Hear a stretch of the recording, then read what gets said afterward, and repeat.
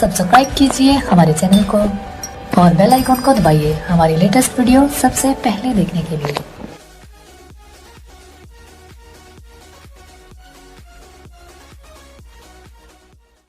क़यामत का दिन बड़ा होलनाक दिन होगा। उस दिन जब बंदे कब्रों से उठेंगे तो कब्रों से बरह ना उठाए जाएंगे। कब्रों से जब उठाए जाएंगे तो वो कफन उनसे उतार दिया जाएगा। ये बात जब उम्मुल मोमिनीन सय्यदा आयशा रज़ियल्लाहु ताला अन्हा ने सुनी तो उनका वजूद थर कांपने लगा और अर्ज़ गुज़ार हुई, या रसूलल्लाह, फिर हमें एक दूसरे से हया नहीं आएगी? फरमाया, आयशा, मामला इससे भी आगे है। मतलब क्या? अगर किसी को होश रहा तो हया आएगी ना। होश उड़े हुए होंगे, हौले क़यामत तारी होगा, बदन कांप रहे होंगे, कलेजे लरज़ रहे होंगे, दिल खौफ से पानी पानी हो रहे होंगे, पित्ते पानी हो जाएंगे। तो हशर के मैदान में जब लोग जाएंगे तो सबसे पहला सवाल जो रब लोगों से पूछेगा वो क्या होगा? सही हदीस में आता है, इन्ना अव्वला मा युहासबु बिहिल अब्द बिसलातिही। क़यामत के दिन बंदों से अल्लाह ताला सबसे पहला सवाल ये पूछेगा कि क्या तुमने नमाज पढ़ी थी? सबसे पहला सवाल यौम हशर में क़यामत के दिन नमाज के बारे में। और अल्लाह ताला जल्ला शानुहु क़यामत के दिन लोगों को अपने हुजूर सजदा रेज़ होने का हुक्म देगा कि आज मुझे सजदा करो। दुनिया पर कोई सजदा करता है या नहीं करता? क़यामत के दिन तो चाहेगा कि भी सजदा रेज़ हो जाऊं, बल्कि काफिर भी चाहेंगे कि हम भी सजदा रेज़ हो जाएं। जब अल्लाह की तरफ से सजदे का हुक्म होगा तो बुतों को सजदा करने वाले भी सोचेंगे कि आज हम रब को सजदा करें कि उसके हुक्म की तामील हो जाए। लेकिन सजदा करना चाहेंगे तो बेनमाजियों की कमर अकड़ जाएगी। वो सजदा करना चाहेंगे भी लेकिन सजदा नहीं कर सकेंगे। और फिर रब के सामने जो जिल्लत उठाना पड़ेगी, जो रुसवाई उठाना पड़ेगी, उसको लफ्जों का पैराहन नहीं दिया जा सकता। और फिर जो बेनमाजी होंगे, अल्लाह के हुजूर सजदा नहीं कर पाएंगे, अल्लाह ताला उन्हें उस सफ में खड़ा कर देगा जिस सफ में फिरौन खड़ा होगा, नमरूद खड़ा होगा, हामान खड़ा होगा, कारून खड़ा होगा, उबई बिन खलफ खड़ा होगा। दुश्मनाने खुदा जिस सफ में खड़े होंगे, बेनमाजी को उस सफ में खड़ा कर दिया जाएगा। मेरी लंबी तकरीर नहीं, मैं ये आपसे पूछता हूं और अपने आप से पूछता हूं, क्या हम ये गवारा करते हैं कि हशर के दिन हमें फिरौन के साथ खड़ा कर दिया जाए? क्या ये हम गवारा करते हैं कि हशर के दिन हमें नमरूद के साथ खड़ा कर दिया जाए? क्या ये हमारी तबीयत इसको बर्दाश्त कर सकेगी कि रसूलुल्लाह के दुश्मनों के साथ हमें खड़ा कर दिया जाए? और क्या मेरी माएं और बहनें और बेटियां ये गवारा कर सकती हैं कि रसूलुल्लाह की राहों में कांटे बिछाने वाली उम्मे जमील के साथ उन्हें खड़ा कर दिया जाए? यकीनन हम कभी नहीं चाहेंगे। हम ये रुसवाई कभी बर्दाश्त नहीं कर सकते। उनके पास खड़ा होना ही कयामत है, उनके साथ खड़ा होना ही अजाब है। और फिर उनके ऊपर लानतें भी बरस रही होगी और उनके चेहरों के ऊपर तारकू लुक मान दी जाएगी और वो रुसवाइयों के गड़े में होंगे।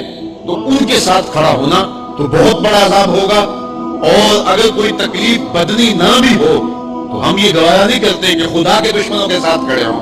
हमारी तो आरज़ू ये है कि बिलाल हबशी के साथ खड़े हों।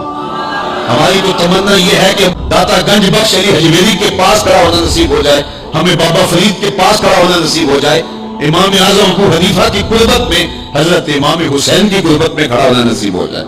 हम तो ये चाहेंगे कि इस जुमरे में आए। कल मैंने अर्ज किया था, दो ही बरादरी रह जाएगी क़यामत के दिन, बाकी सारी बरादरियां टूट जाएंगी, सारी इमारतें टूट जाएंगी। सिर्फ दो बरादरियां, एक ये बरादरी जिसका सरदार अबू जहल होगा, अबू लहब होगा, और एक वो बरादरी जिसके सरदार मोहम्मद अरबी होंगे। अब जो बेनमाज होगा उसको किधर खड़ा किया जाएगा? जिधर अबू जहल होगा, जिधर अबू लहब होगा, जिधर उतबा होगा, जिधर उतैबा होगा, जिधर वलीद बिन मुगीरा होगा, जिधर फिरौन होगा, हामान होगा, शद्दीद होगा, शद्दाद होगा, अल-फर्नून होगा, कारून होगा, दुश्मनाने खुदा होंगे। बेनमाजी को सब में खड़ा कर दिया जाए। 6 घंटे की तकरीर नहीं करता, इन दो लफ्जों को समझ लें। क्या हम गवारा कर सकते हैं कि उस सफ में ना खड़े हों जिस सफ की इमामत रसूलुल्लाह कर रहे हों, बल्कि उस सफ में खड़े हों जहां फिरौन खड़ा हो, नमरूद खड़ा हो, हामान और कारून खड़ा हो? तो यकीनन हम तो इस तसव्वुर से कांप जाएंगे हम उधर खड़े होंगे। तो फिर आज दुआ की इस महफिल के अंदर ये अज़म करके उठो कि जान जाए तो जाए, नमाज ना जाए। 38 पहले थे, 39वां आदत था हजरत अमीर हमजा का। तो अमीर हमजा तो मामूली शख्स तो नहीं थे, कुरैश का एक मोतबर नाम था। تو جب وہ ایمان لائے تو ذرا حوصلہ اہل ایمان کا بلند ہوا، اور میرے حضور نے بھی اللہ کی بارگاہ میں ہاتھ اٹھا کے دعا مانگی، اے اللہ ایک شیر دے دیا ہے، اب ایک شیر اور عطا کر دے، اب تیری مرضی کہ عمر بن حشام دے دے یا عمر بن خطاب دے دے۔ عمر بن حشام یہ ابو جہل کا نام تھا، اور عمر بن خطاب حضرت عمر رضی اللہ تعالی عنہ کے لیے دعا کی گئی، کہا ان دونوں میں سے جو تجھے پیارا لگتا ہے مالک وہ اسلام کو عطا کر دے، 40 کا عدد پورا ہو جائے۔ اچھا، اب حضرت امیر حمزہ کا ایمان لانا کوئی معمولی واقعہ تھا نہیں، قریش سر جوڑ کے بیٹھ گئے، کفار کی صفوں میں کھلبلی مچ گئی، یار یہ اتنا عام شخص بھی چلا گیا، آج کل کوئی اور چلا جائے گا تو پھر تم تو بہت پیچھے رہ جاؤ گے اور مقابلہ نہیں کر پاؤ گے، ابھی وقت ہے تو ابھی کچھ کرو۔ تو 24 سال کی عمر ہے، ہاتھ میں تلوار لیے عمر بن خطاب اس عزم سے گھر سے باہر نکلتا ہے کہ نہ رہے بانس نہ بجے بانسری، میں تو چراغ زندگی بجھا دوں گا اور یہ قصہ ہی پورا کر دیتا ہوں۔ آج حمزہ ایمان لائے، کل کوئی اور ایمان لے آئے گا، تو عمر گھر سے نکلے اور دل میں ارادہ یہ تھا کہ بانی اسلام کی زندگی کا چراغ بجھا کے واپس پلٹوں گا۔ جوش ہے، جنون ہے، جذبہ ہے، اور آنکھوں میں خون اترا ہوا ہے، تلوار لہراتے ہوئے مست ہاتھی کی طرح چل رہے۔ 24 سالہ جوان گھر سے باہر نکلتا ہے، لیکن تقدیر ہنس ہنس کے کچھ اور ہی کہہ رہی ہے۔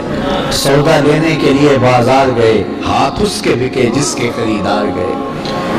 جب اس چال سے چلے تو راستے میں نعیم بن عبداللہ ملے، اور اس مستانی چال کو دیکھ کر کہا کہ کدھر کے ارادے ہیں؟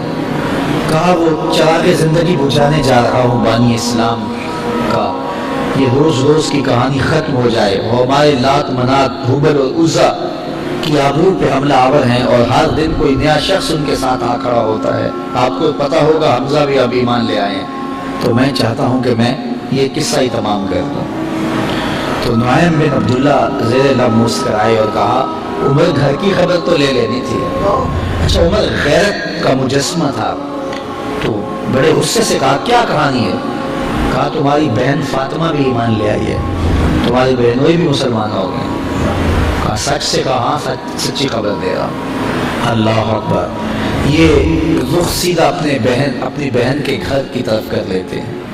جب دروازے پر پہنچا تو اندر سے قرآن پڑھنے کی آواز آ رہی تھی، معلم ان کو قرآن سکھانے کے لیے گھر بیٹھا ہوا تھا اور یہ قرآن سیکھ رہے تھے۔ زور زور سے دروازے پہ دستک دی، دستک کے جارحانہ انداز سے بہن سمجھ گئی کہ یہ عمر کے ہاتھوں کی دستک لگتی ہے، تو اس معلم سے کہا کہ تمہیں ہم چھپا دیتے ہیں تو ہم اپنے بھائی سے خود سامنا کریں گے۔ دروازہ کھولا تو غصے میں بفرے ہوئے تھے، سنا ہے تم بھی دین چھوڑ دیا ہے، صابی ہو گئے ہو، یعنی اپنے گزشتہ دین کو ترک کر دیا ہے، اور اپنی بہن پہ ٹوٹ پڑے اور مارنے لگے، حتیٰ کہ انہیں لہو لعان کر دیا، اور وہ بھی جو ہے وہ استقامت کے ساتھ کھڑی ہے۔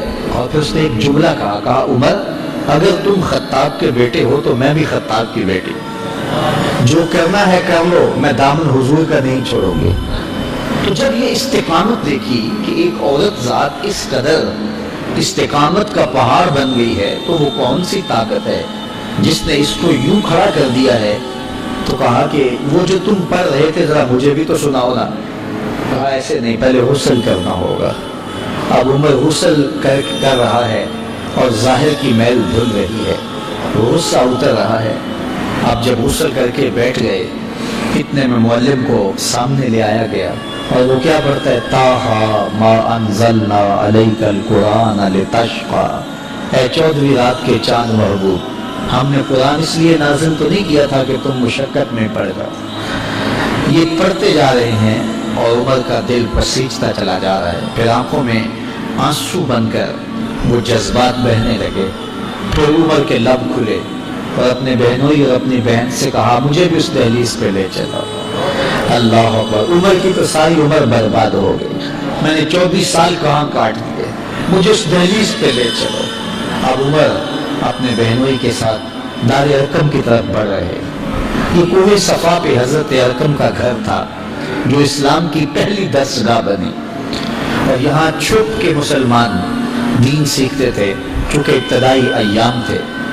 تو جب عمر کو آتے ہوئے دیکھا تو کسی نے دروازے کی درزوں سے دیکھا کہ عمر آ رہے ہیں، تو کہا کہ عمر آ رہے ہیں۔ عمر کی ہیبت تو تھی، تو امیر حمزہ کہا کہ اگر اچھے ارادے سے آئے ہیں تو استقبال کریں گے، خوش آمدید کہیں گے، لیکن اگر برے ارادے سے آئے ہیں تو ان کی تلوار سے ان کی گردن کاٹیں گے۔ اور جب دروازہ کھلا اور عمر اندر آئے تو آقا کریم علیہ السلام نے ان کے گلے کے اندر جو کپڑا تھا اس کو پکڑ کے ایسے جھٹکا لیا، اور ساتھ کا عمر وہ وقت نہیں آیا کہ تم اسلام قبول کر لو۔ اللہ اکبر، بس وہ جھٹکا لینے کی بات تھی تو عرض کی حضور وہ وقت آ گیا ہے، اور عمر کے لبوں پہ کلمہ توحید جاری ہو گیا۔ تو ارقم رضی اللہ تعالیٰ عنہ کے گھر میں بیٹھے ہوئے ان صحابہ نے بلند آواز سے کہا اللہ اکبر، مکے کی وادیاں گونج اٹھی۔ اور پھر حضرت عمر ایمان لانے کے بعد پہلی بات جو حضور سے کرتے ہیں، کیا حضور ہم حق پہ نہیں ہیں؟ حضور نے فرمایا ہم حق پہ ہیں۔ کہا اللہ کا دین سچا نہیں ہے؟ فرمایا اللہ کا دین سچا ہے۔ آپ اللہ کے سچے رسول نہیں ہیں کیا؟